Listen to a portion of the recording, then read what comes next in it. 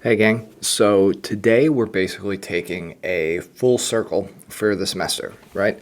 We started off the semester by talking about the informal interview and really kind of getting at how you can start putting your foot in the door when you're out at conferences, out at bars, meeting individuals that you know might be stakeholders in a certain arena, and you know that you need to be at least collegial with that individual, right? And kind of after that first week, what we did was we moved into some more content, and we started talking about our resumes and how we can build our resumes. Now what we're going to do is we're going to basically take and summarize what would be like the end of your career here at University of North Georgia, where you're starting to prep for the job interview. So if you look at like a 30,000 foot view of what we did this semester, we really looked at entrance into college, entrance into the program, all the way through courses, all the way to termination of your time here at UNG, and how you're going to actually end up securing that final job that is the dream job.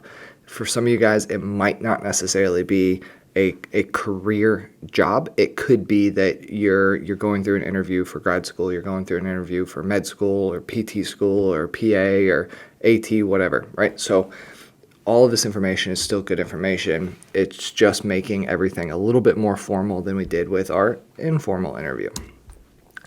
So realistically, when you get into the interview world, there's really two different types of interviews that you're going to go through. The most frequently used is going to be the one-on-one interview. This is going to be where you're sitting down with an individual and you're working through the interview-based questions, right? And you're working through having a conversation with an individual.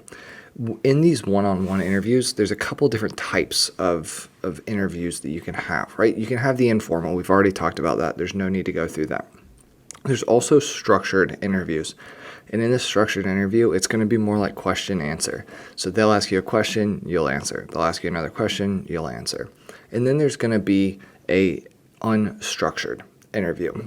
And these might not necessarily be foretold, right? Like you might not know going in. Actually, you're probably not going to know going into the interview what type of structure it's going to be. So you need to have a general idea how to handle yourselves in each of these different situations.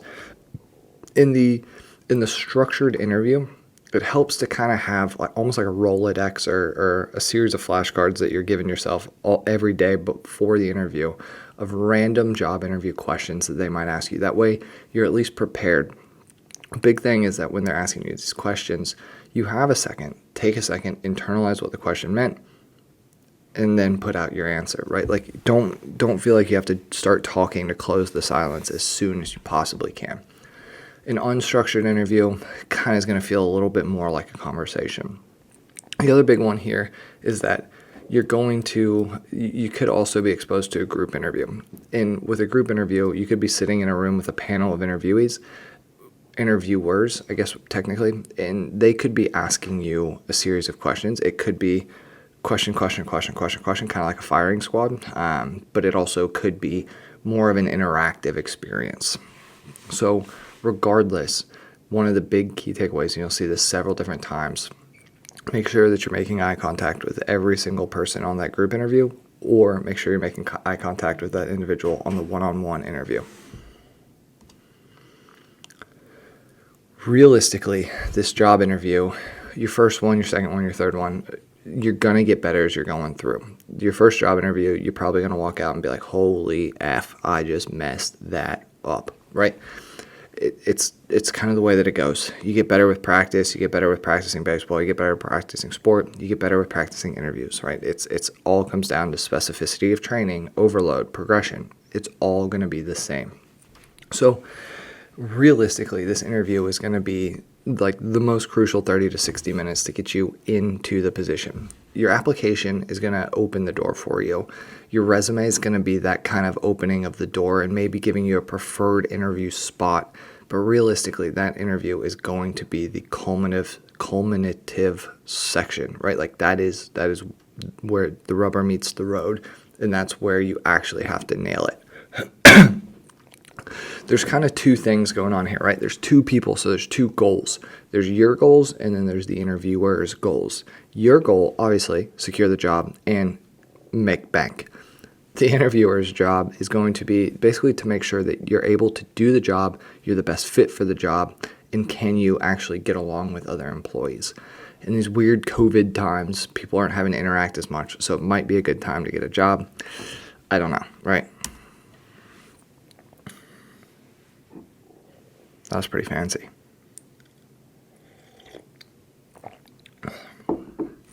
Realistically, the interviewer is going to have a bunch of fears.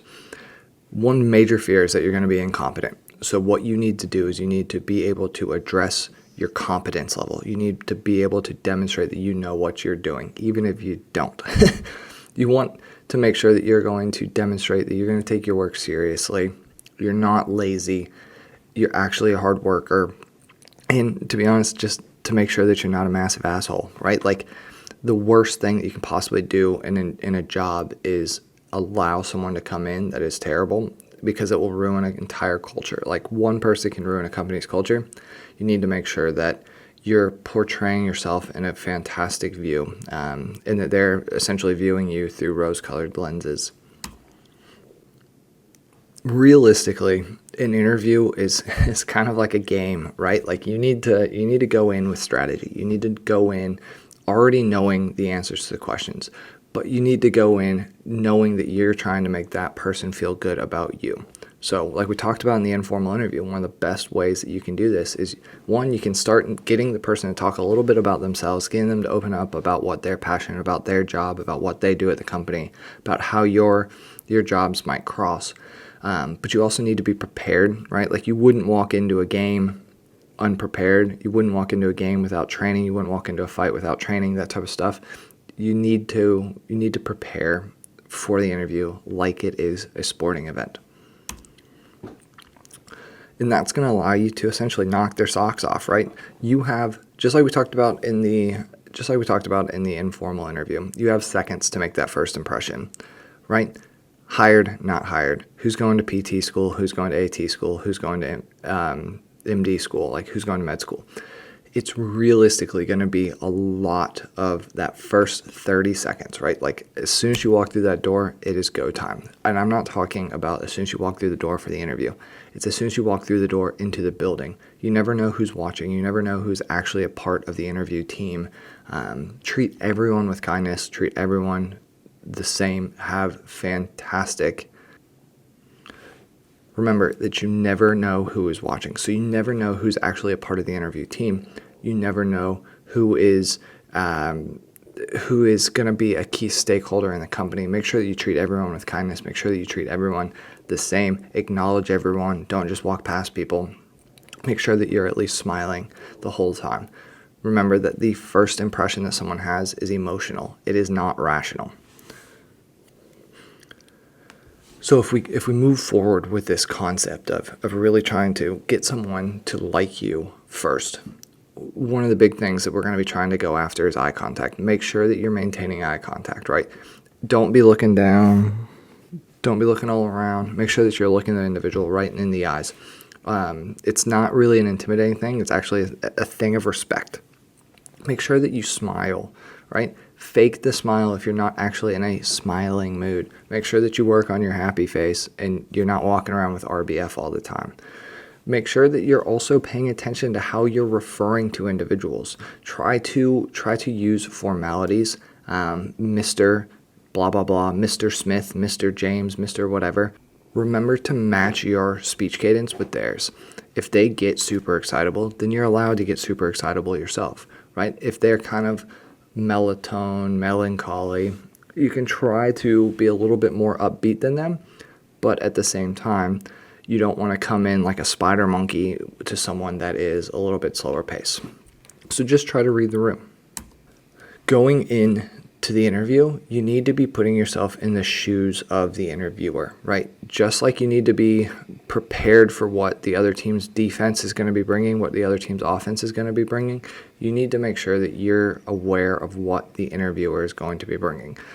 If you start Googling interview questions, you will start to see that there's trends in interview questions. You can go on forums like Reddit. You can go on to websites like Glassdoor and see people's responses to how they've interviewed. You can see example questions. You can see what like the new trend in interview questions are. I highly, highly, highly recommend that.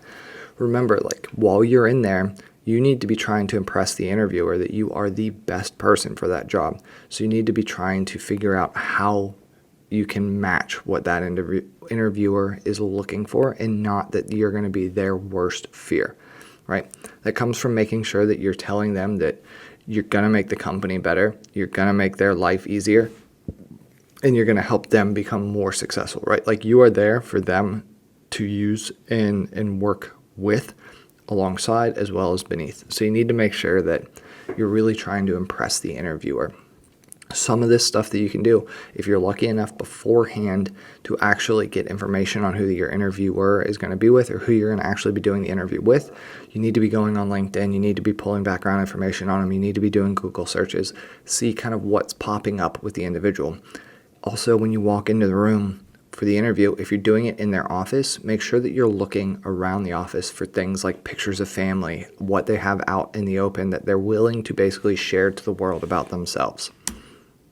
So this is going to be a list of some of the common questions that you're going to experience in an interview. Some of them are easier than others. One that's always going to come up, just I can almost guarantee you, it's going to be tell me about yourself, right? Tell me about yourself. Who are you as an individual? Who are you within the career field? Who are you outside the career field? Another one is going to be, why are you in this field? What is it about health and fitness? What is it about sports med? Why do you care? Remember when we were going through the informal interview process, it's not enough to say you had a sports injury and a PT helps you get better. Every single one of you guys is going to have that story. It's not enough to say the same thing about an AT or an MD, right? You need to make sure that you are coming up with that emotional grabbing of some sorts to try to pull at heartstrings or get them to immediately like you a little bit more of an open.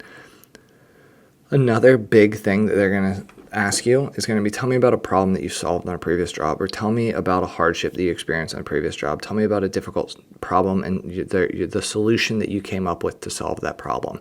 This shows creativity and problem solving, as well as to see how you line up with company and corporate values. Just like you need to do research on the individual that you're interviewing with, you need to do research on the company. You need to know how much that company is doing in the field. You need to know what that company is doing in the field. You need to know what their actual goal is, what their mission statement is, what their vision statement is. If you understand these things, then you can start to custom tailor your answers to these common questions towards that. Then it helps you kind of relate your skill set to what that company is looking for. So like if you're looking for a position at med school, if you're looking for something at med school, one great thing is to try to demonstrate your bedside manner. How calming and kind and knowable and lovable can you be within a couple of seconds on someone's bedside as they're experiencing some sort of traumatic life injury, traumatic life event. All right, it's a great example for you. The individuals that are interviewing are also probably going to ask you about your timeline, or where do you see yourself in 1 year, 2 years, 3 years, or 6 months, 2 years, 5 years. You need to have pretty good answers for those. You can't just walk in and be like, I'm owning this company in 5 years. I'll be your boss in 6 months, right? Like a level of confidence is good, but arrogance is never a good thing. I can honestly say that in all of my interviews, I've never had the question, tell me why I shouldn't hire you. But I have had the questions related to, why are you a good fit for this job? Why should we hire you? Why are you what we are looking for? And this comes back to, you need to custom tailor your message to the interviewer as well as the company that you're interviewing with. Make sure that you are actually working towards customization for your interview questions and answers, and not just kind of like your run-of-the-mill answers. Oh, well, this, right? You need to have it custom tailored. When you are answering these questions from the interviewer, you need to make sure that you're doing somewhat of a bodybuilding approach. And what I mean by that is that you're flexing all your good muscles and you're hiding all your bad muscles. That's not to say that I want you to come off as perfect. You're going to get asked, what are some of your weaknesses? You need to be able to calculate based on the company and the background research they've done, whether or not you should be admitting technical shortcomings. Well, I don't know how to do this, right? If that is a key aspect of the job description, you probably don't want to admit or probably don't want to say that you don't know how to do that. Again, you don't want to lie and say you do when you don't. So you have to come up with a way to kind of flex or pose around that question. You also need to be careful about your interpersonal shortcomings, your ability to relate with others, your ability to work with a team, and your ability to influence others. It can be kind of a slippery slope to kind of meander down.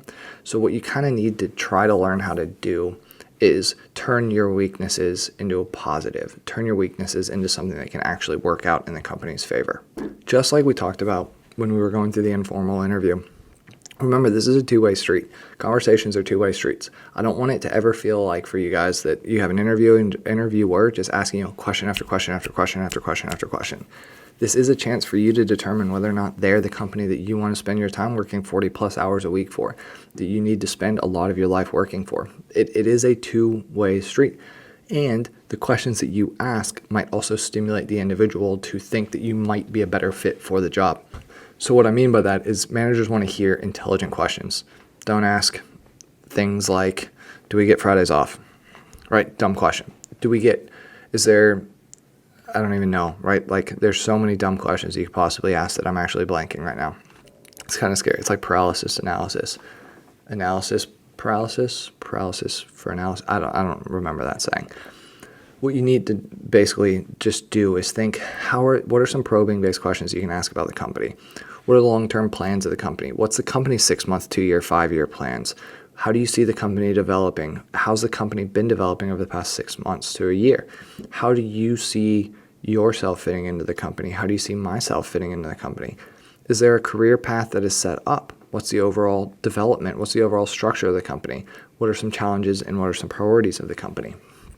Right? Like it's kind of giving you the ability to at least feign an interest and make it seem like you're trying to figure out how that company fits within your viewpoints. Number one major thing when it comes to questions is never ask salary. Salary will always be discussed. Never ask questions about salary. Salary is not necessarily going to be discussed in the initial interview. Usually you're going to get a call back from HR later, or you're going to get an offer letter after a series of interviews, series of conversations, and then that offer letter is what's going to tell you information about the potential salary as well as the benefits. When you're coming into these compensation discussions, you need to be thinking that the number on the paper is not all that is about. The yearly salary is not all that it's about, right?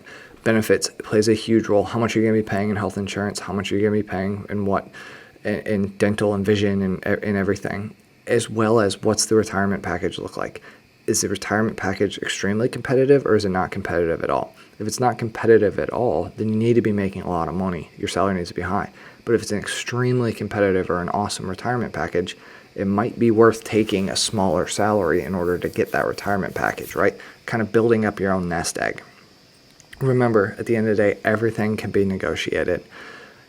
There is lines that which you can draw. Like if you get offered $45,000 a year, you can't negotiate to $100,000, but you can negotiate up and down a little bit here and there. Just remember that it's not the end all be all. Something that's important for you to know going in is that there are legal and not legal, illegal questions that can be asked of you as the potential employee.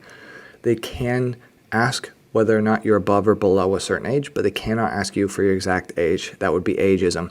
They cannot ask you about criminal records, but they can ask you about conviction records, and those are public.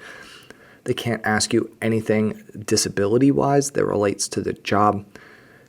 They are not allowed to ask you anything about marital status, family status, if you have kids, if you have a husband, if you have a wife, whatever. They can't ask you any of that. They can't ask you gender-based questions. They cannot ask you sexual preferences. None of that can be asked. It's very fine lines. But they can ask whether or not you can legally work in the United States. That is a big one that they are allowed to technically ask. So just know what your rights are, know what can and cannot be legally asked.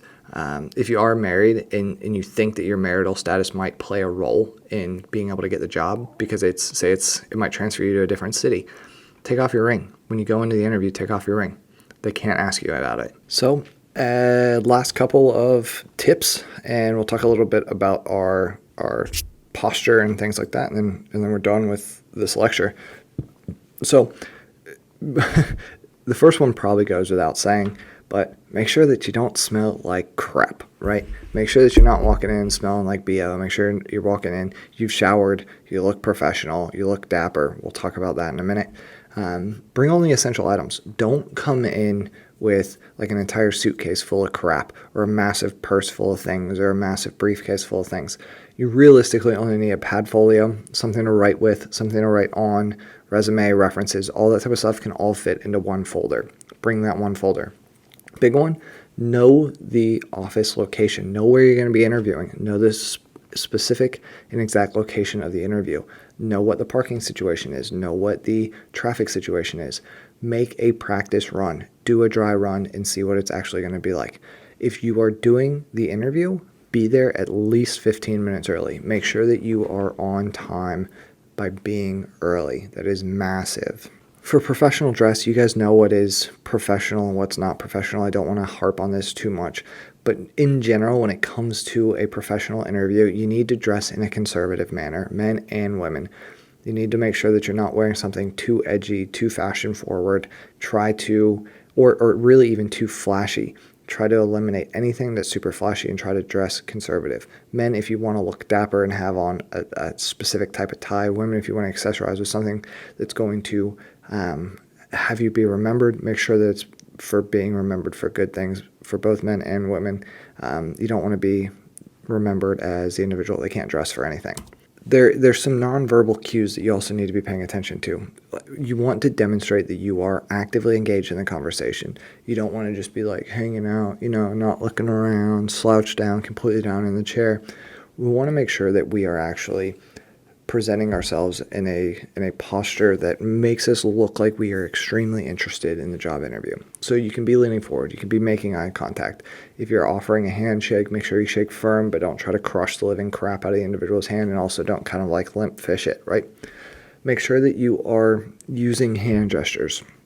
Don't use too much hand gestures the whole time you're talking, but it's okay to emphasize your point to use hand gestures.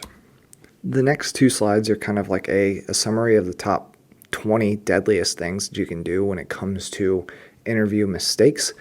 Big ones: arriving late, not demonstrating confidence in yourself, looking like crap, smelling bad, not having good eye contact, being braggadocious, not expanding on questions that are more than simple yes or no questions. All of those things are going to be huge cardinal sins when it comes to the interview arena. So after you've made it through the interview, what are you going to do? What's your next step? Well, a big one is do a debrief with yourself. Write down what you could have done better. Write down what you could have done different. Write down questions that you know that you messed up. That way for the next interview, you're prepared. That way you have a set of notes to help guide you into your next interview as well. Make sure that you send a thank you note to every single person that you interviewed with or met. Make sure that you're sending them a custom, personalized message. Don't just copy and paste the same message over and over, because the odds are pretty good that they're going to share what the individual said, what you said to each one of them.